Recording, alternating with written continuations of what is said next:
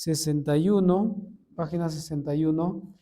Tiene que ver, hermanos, ahora estamos en el aspecto práctico en relación con el mundo y la pasada manera de vivir. ¿Han escuchado este tipo de testimonios? Por ejemplo, alguien sale a contar su testimonio y dice, yo era borracho, yo era ladrón, yo era así, así, así, como que hay una sensación de que se goza en todo eso, ¿no? Como que disfruta contar todo eso. Pero eso no es el tono de recordar nuestra vida pasada, ¿verdad? Entonces, sí debemos contar, pero solamente para apreciar de dónde nos sacó el Señor y dónde nos tiene ahora. Muy bien, lo que todo creyente debe saber. Tengo 4 aspectos, hermanos, aquí tienen más ustedes, pero aquí he escogido 4 para compartir en este momento. Primero, dice que antes de ser salvo el creyente seguía una pecaminosa filosofía. Vamos a buscar en Efesios, hermanos. Miren lo que dice en Efesios 2.1. Efesios 2.1. Así éramos, hermanos, nuestra filosofía era totalmente perdida, ¿verdad? Pecaminosa. Seguíamos vivíamos como nos parecía bien, como nos gustaba vivir y todo eso. Éramos esclavos entonces del pecado. Dice Efesios 2.1 y 2, y Él os dio vida a vosotros cuando estabais muertos en vuestros delitos y pecados. Dice, en los cuales anduvisteis o en los cuales ustedes andaron en otro tiempo, siguiendo la corriente de este mundo, conforme al príncipe de la potestad del aire, el espíritu que ahora opera en los hijos de desobediencia. Entonces, así era, hermanos, antes, estábamos muertos.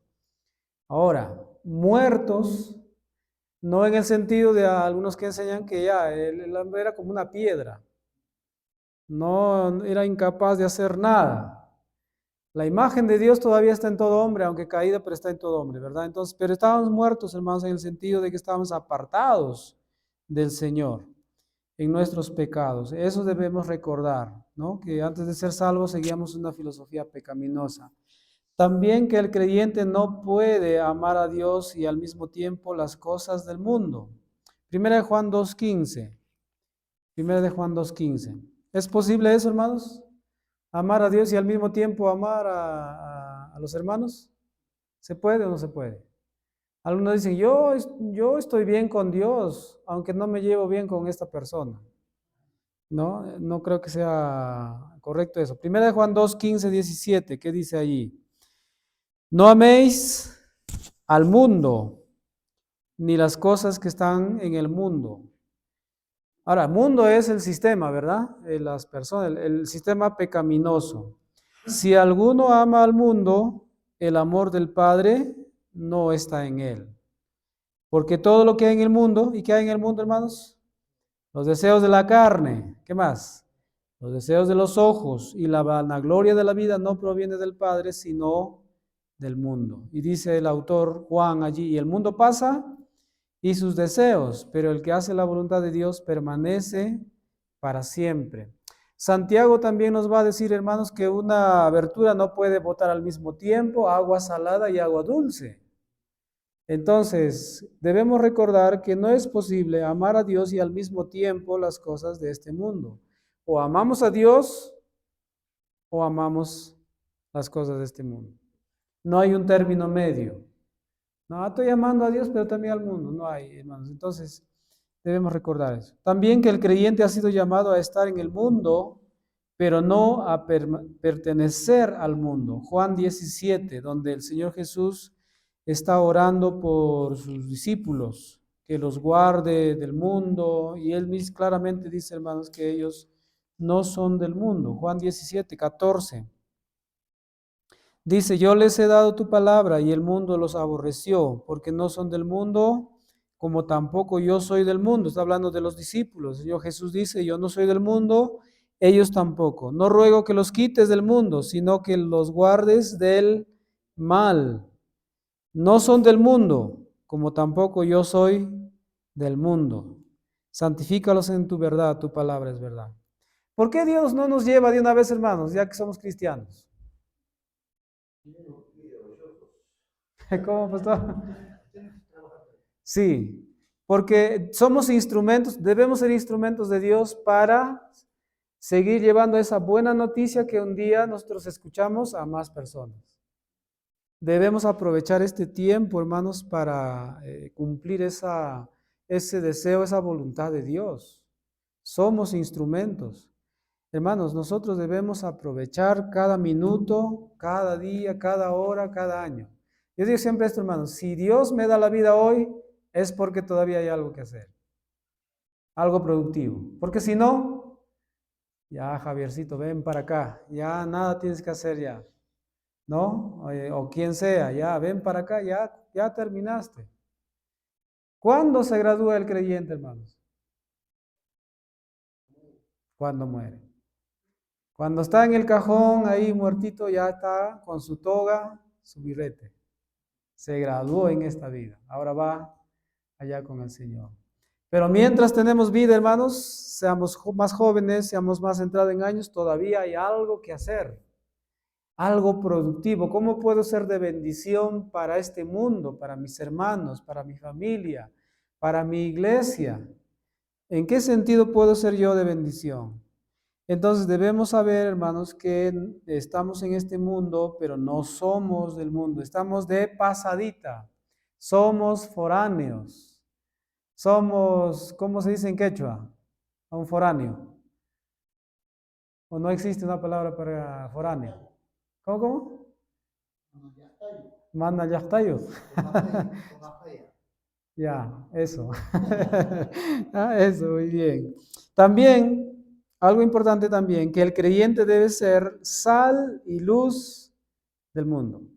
Mateo 5, eso dijo el Señor Jesús, ¿no? Enseñando. Mateo capítulo 5. Vayan, hermanos, en sus Biblias ahí. Mateo capítulo 5, versículo 13. Vosotros sois la sal de la tierra. Pero si la sal se desvaneciere, ¿con qué será salada? No sirve más para nada, sino para ser echada fuera y hollada por los hombres. La sal es protectora. Aparte de dar el sabor a las comidas, por ejemplo, la sal protege, ¿no? Cuando uno mata su corderito ahí, hace la chalona, ¿qué le echa?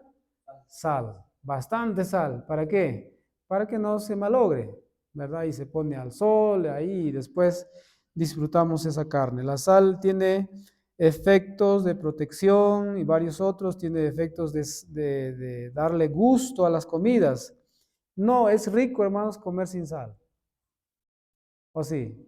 Bueno, cuando estás en dieta tienes que comer sin sal, pero no es agradable, ¿no? No es agradable. Necesitamos sal. Dice el Señor Jesús usando esta figura, vosotros sois la sal de la tierra, pero también, versículo 14, vosotros sois la luz del mundo. Una ciudad sentada sobre un monte no se puede esconder, ni se enciende una luz y se pone debajo de un almud o de un álbum, sino sobre el candelero y alumbra a todos los que están en casa. ¿Qué pasa si prendemos una lámpara o digamos un foco y lo colocamos dentro de una caja? No, no sirve. Ustedes son la luz. La luz permite ver, permite no caernos, seguir la ruta. Imagínense aquí el pastor que maneje de noche, sin las luces.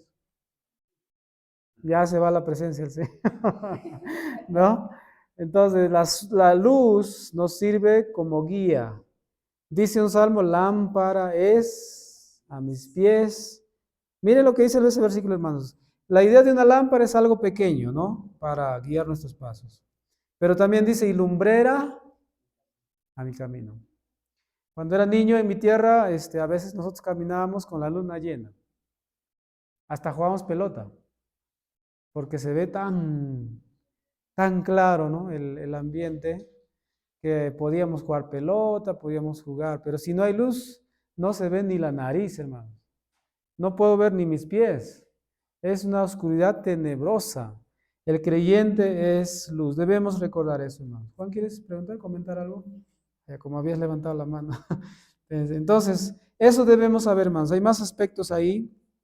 Entonces, en relación al mundo y la pasada manera de vivir. Básicamente aquí la idea es de dónde nos sacó Dios, ¿verdad? ¿De dónde nos sacó Dios? Muy bien. Ahora, ¿qué debemos hacer? ¿Qué debemos hacer? Siguiente, entonces, en relación con el mundo y la pasada manera de vivir, vamos a mencionar tres cosas, hermanos, aquí.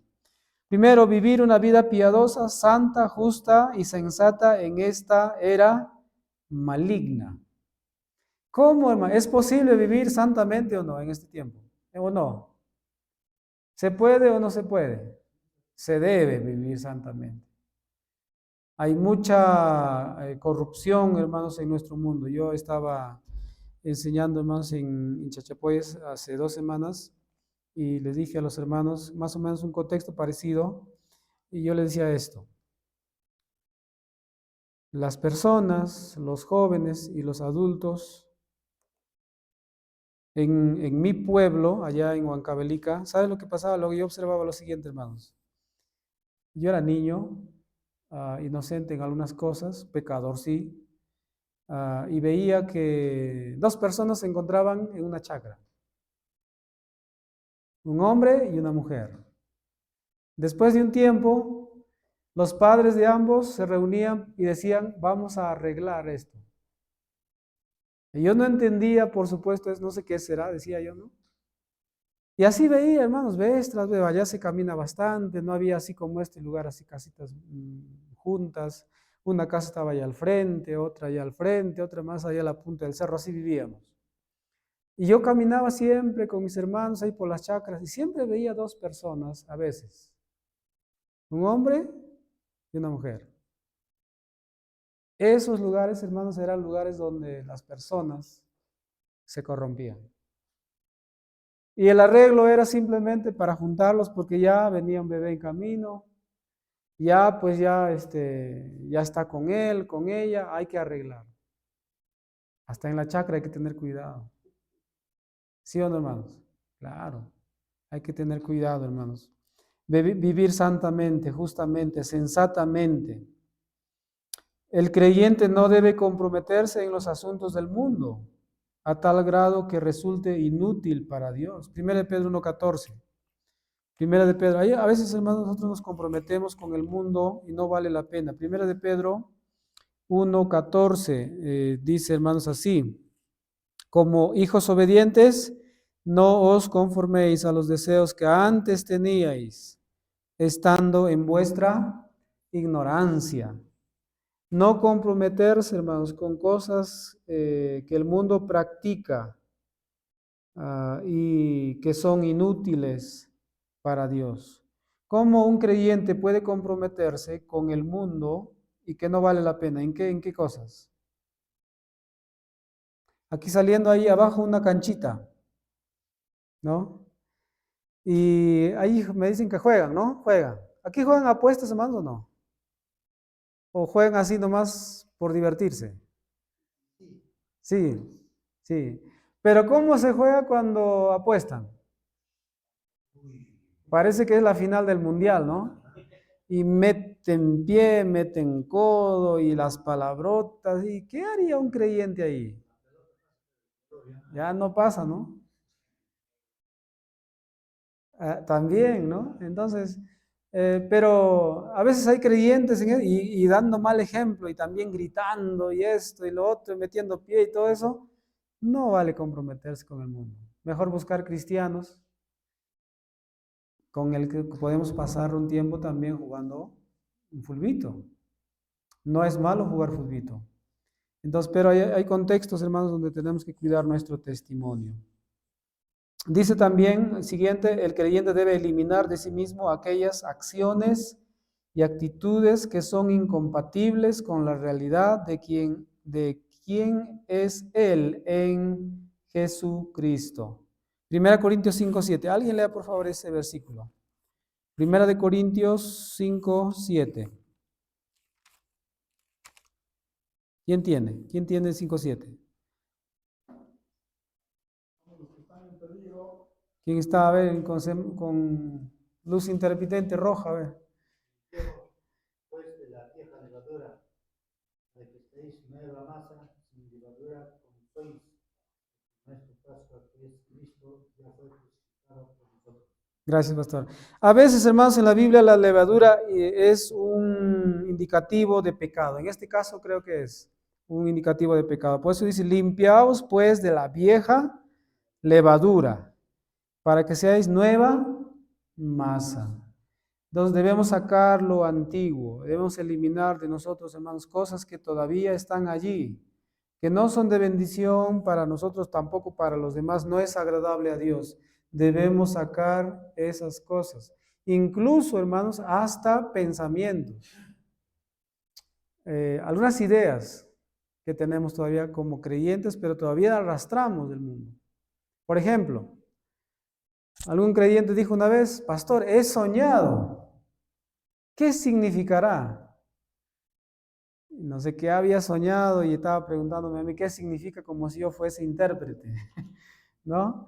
Y entonces hay esas cosas, hasta hermanos hay es de creer todavía en la mala suerte, en esas cosas, ¿no? De no comprar agujas después del mediodía, porque eso es malo. Cuidado que se te cae la sal, porque te vas a salar, y todas esas cosas. En Año Nuevo los cristianos todavía están comprando prendas verdes, amarillas y rojas. Salud, dinero y amor, dice. Acá el hermano tiene verde. ¿No? Entonces, pero todavía, hermanos, hay esas cosas que nos hacen parecer al mundo. Claro, comprar una prenda verde, amarilla o roja no es malo, pero el propósito, ahí está diferente. Se compran un polo verde y se compran otras prendas de esos colores, pero sus motivaciones son distintas. Todavía veo creyentes, hermanos, que compran 12 uvas. Una uva por cada mes, ¿no? Piden sus deseos. Mejor que ore al Señor, ¿no? 3 nomás, ya cada 4 meses.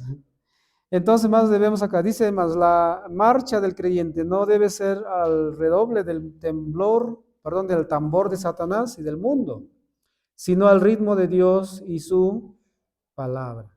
¿Quién debe ser nuestro director de orquesta? El Señor. Pero muchos creyentes están andando, hermanos, al ritmo de Satanás.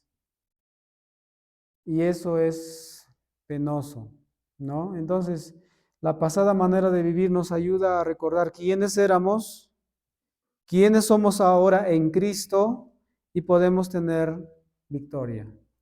Por unos momentitos, piense usted, solamente para recordar cómo éramos antes de conocer a Cristo. ¿Le gusta algo de lo que era antes de conocer a Cristo? A mí no me gusta nada, aunque era agradable. Qué terrible, ¿no?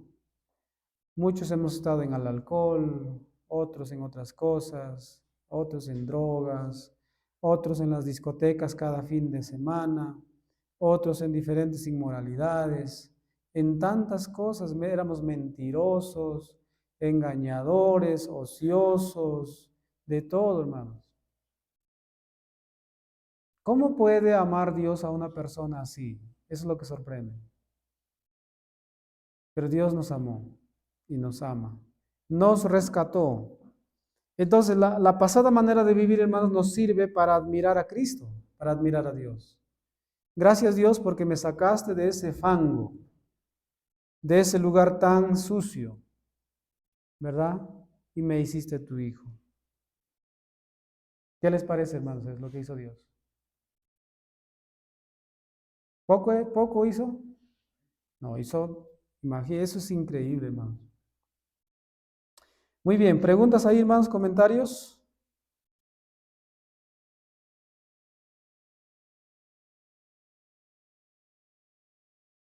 Ya. Aguantemos un ratito más, vamos a ver el siguiente y después vamos al descanso, ¿ya, hermanos? Ahora, en relación con el pecado, ¿no? Algo relacionado. Fue primero la manera de vivir antigua, ahora con respecto al pecado, lo que el creyente debe saber. ¿Qué debemos saber, hermanos, en cuanto al pecado? Ahí está en sus hojas, en la página 64. Ya, 64. Hay varias cosas ahí. Yo he escogido 3 para compartir en este momento. Dice que Cristo ha liberado al creyente de la esclavitud y del poder del pecado. Antes que conocíamos nosotros, hermanos, al Señor Jesús, el pecado tenía el poder de condenarnos, ¿sí? Pero Cristo, hermanos, nos ha liberado de la esclavitud y del poder del pecado. Eso dice Romanos capítulo 6, versículos 17 y 18. Ya no somos condenados por el pecado. Antes nuestro pecado nos condenaba. Nuestro diario vivir sin Cristo nos condenaba. Si nosotros, hermanos, hubiésemos muerto en esa situación, ahorita estuviésemos en tormentos. Gracias a Dios que nos dio vida, conocimos a Él. También que Cristo ha provisto un medio continuo para ser limpio del pecado y recibir perdón cuando el creyente confiesa haber caído del pecado, o al pecado, mejor dicho, o en pecado. ¿Qué dice 1 Juan 1:9, hermanos? Si confesamos nuestros pecados, ¿cómo dice? Él es fiel y justo para perdonar nuestros pecados y limpiarnos de toda maldad. Una pregunta, hermanos. Cada cuántos días nosotros debemos confesar nuestros pecados? Ya, cada día. ¿Y en el día cuántas veces? ¿Qué es lo común de los creyentes? Llega el día, 9 de la noche, no sé a qué hora se acuesta usted va a orar para dormir. Ah, sí, Señor, perdóname mis pecados que hoy día he cometido. ¿Qué es confesar? Decir lo mismo que Dios. Dios dice, este es pecado y yo también estoy de acuerdo. Confieso. Hermanos, debemos nosotros tener una vida de confesión consistente. Y la razón es porque nosotros estamos pecando y pecando y pecando y pecando.